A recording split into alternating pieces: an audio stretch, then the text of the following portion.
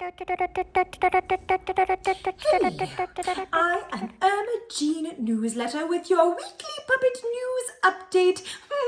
So, this week, something to talk about. One of our viewers asked us to answer the question, why is social distancing important? Because as you know, in many places around the world, things are beginning to open up. Everyone wants to see their friends, everyone wants to give them hugs and kisses and say, oh, I missed you so much.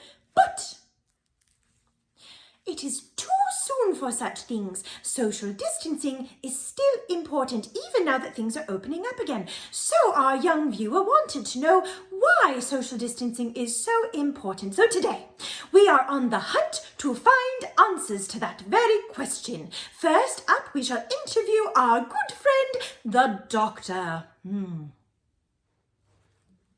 Here we are with the doctor. So doctor, can you tell us, why is social distancing so important? Well, yes, I can tell you that because, as you know, I am a doctor. So, the reason that social distancing is important at this stage is that we still don't have a cure or a vaccine for the disease that's been going around, right? Yes, I suppose that's true. So the thing is that until we have that, people are still at risk, especially the elderly and those who have to live with a bit of sickness in their lives day to day. That's called being immunocompromised. If their white blood cells don't work quite the way they're supposed to, then that puts them at risk. And that can be anyone, any age. Any age? Why, yes, anyone could be immunocompromised. And so that's why it's so important to be safe. Well, but what about most people don't have that, right? And a lot of children, even if they get sick, they don't show any symptoms, as I understand it. Well, yes, that's true, but that's a bit of what makes it even more dangerous, you see, because if you get sick, you might not even know that you're sick, and you might go out and you might share it with your friends, and they might take it home to the people that they know and love who might be immunocompromised or elderly or at risk. No, that would be terrible. Yes, indeed. You could accidentally pass on a disease and get someone sick without even realizing it. Oh no! And then what might happen? Well, all sorts of things might happen. They might end up sick in the hospital, all kinds of things. And so it's really important that even though we can go out a bit more now, we can go to restaurants and grocery stores and be out a little bit, you need to stay 6 feet away from your friends and you need to wear a mask. A mask? What does a mask do? Well, it allows you to breathe without spreading quite as many germs as you normally would. Now, if everyone's wearing masks, that keeps people pretty well safe, but you can still pass stuff on if you get too close, so it's important to stay apart. Oh, well, I suppose that makes sense. Now, how long is this going to last? Well, we're trying to work in stages, the government and those the doctors, we're trying to work to get it to where people can get out safely a bit here and there, but we're going to have to be careful around each other until we do have a cure. I see. Well, what do we do in the meantime? Oh, well, there's all kinds of things you can do. Like what? Well, why don't we ask some of our other friends about that? They've been finding ways to keep busy. Oh, that's an excellent idea. Thank you. Let's see. Maybe next we'll talk to our good friend Tiger. Hello, Tiger. Hi. So have you heard about social distancing? Well, yes, I have. In fact, I heard a very good analogy that someone told me that helped me to understand a little bit why it's important. Oh, you did? Would you like to share it with us? Well, sure. So you know that rhyme, step on a crack and you'll break your mother's back? Oh, yes, I have. It's just a silly rhyme, though. You won't actually hurt your mother. Well, no, that's true. Stepping on cracks will not hurt your mother's back. But what if it did? What do you mean?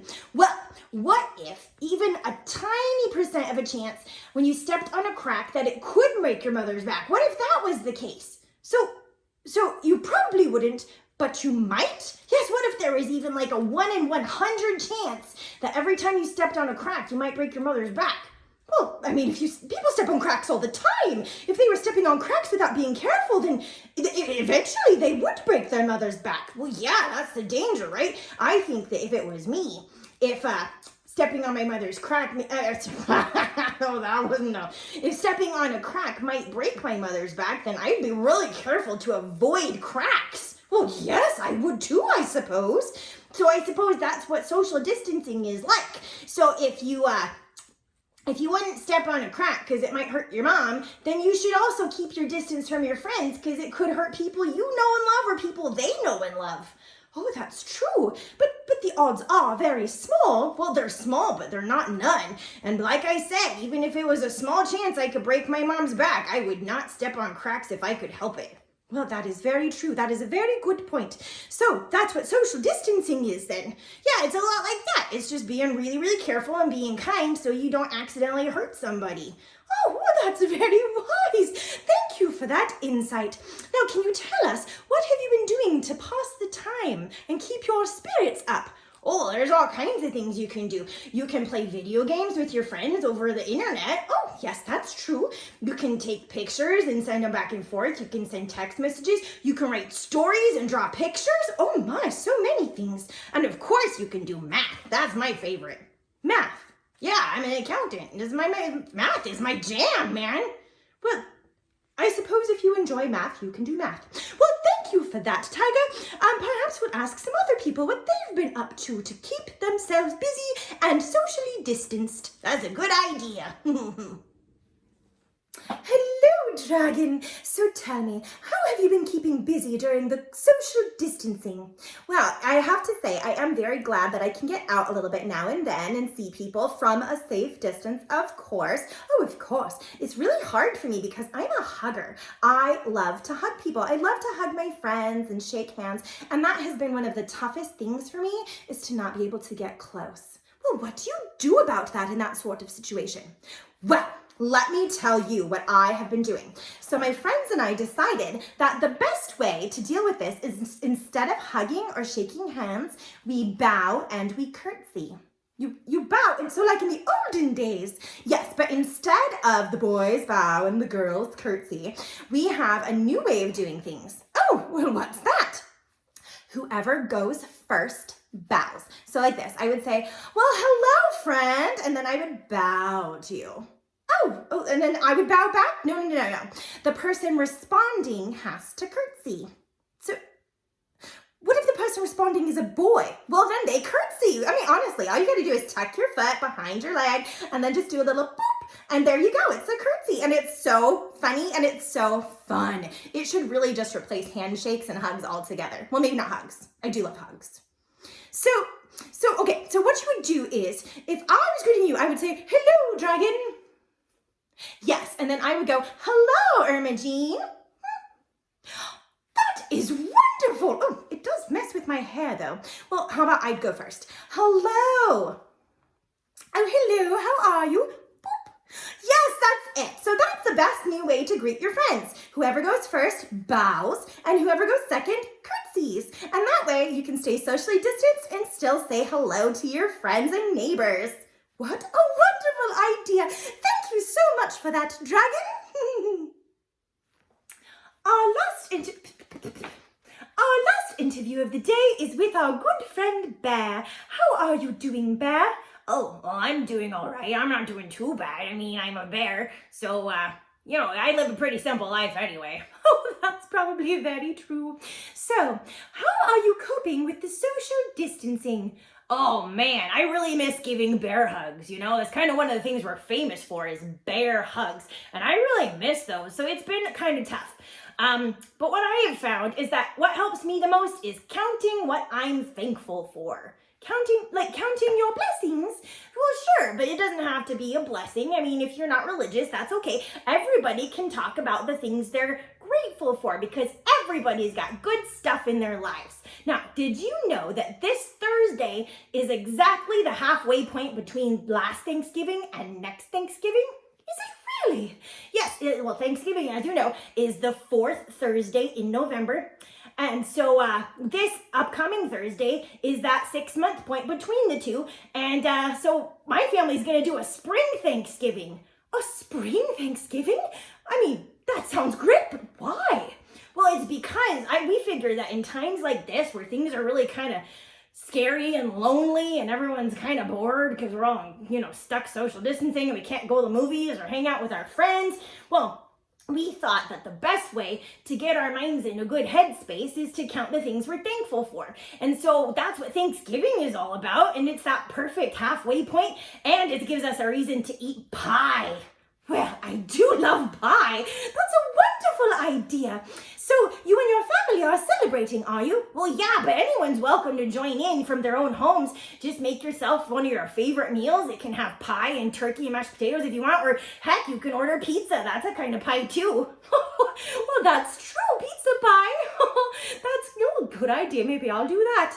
Well, yeah, so you just make yourself a Thanksgiving feast and then you sit around with your family and you talk about all the things that are still great, because there's so many things that are still great in the world. I mean, we have our families, we have the outdoors, we can go swimming sometimes or run in the sprinklers if you don't have a pool. You can eat yummy foods, lots of time for baking, lots of great stuff, video games and books and stories. You can catch up on your Netflix. There's so much you can do. Well, that is true. I hadn't thought about that. There are so many things to be grateful for. So I figured, why not have a holiday to celebrate it? Especially in a time where we really could use the boost. Oh, I agree. All of us could use a little bit of happiness in this difficult time.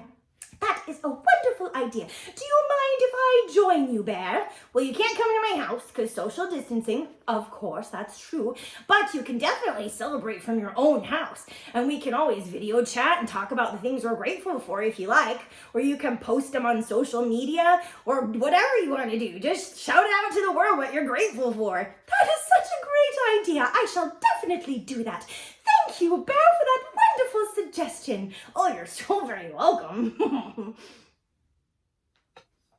So there you have it. Now, I know today's Puppet News update was a little more serious than usual, but hopefully we were able to answer that question, why is social distancing important? And on top of that, we were hopefully able to give some great suggestions on ways to pass the time and keep your spirits lifted during this difficult time. Remember, we are all in this together.